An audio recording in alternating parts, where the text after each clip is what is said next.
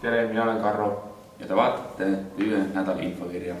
Kandideeri Tartu Ülikooli üliõpilaskonna juhatusse.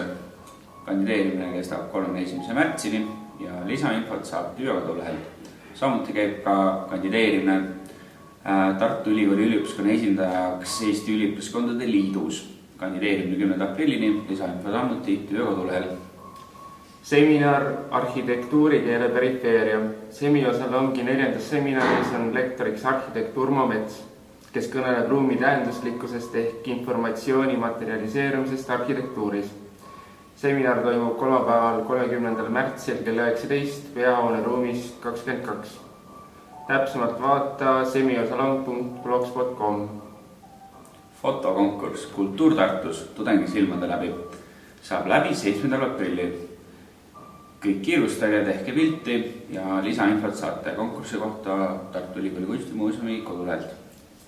Eesti Akadeemiline Spordiliit kutsub kõiki üliõpilasi 12. suvemängudele. Tartu Ülikooli tudengitele on osalustasu 15 €. Registreerida saab üliõpilase esinduses kampaania raames kuni 31. märtsini. 2. aprillil on kõik loodushuvilised oodatud keskkonnabussiga Jõgevamaale sõitmisest. Registreerida saab 31. märtsini, lisainfo ÜÜ kodulehelt.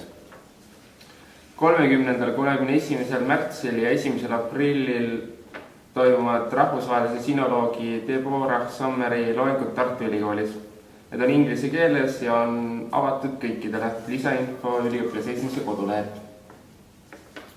Aitäh kuulamast, näeme järgmisel nädalal ja liituge kindlasti ka üliõpilasesindusi fännilehega Facebookis.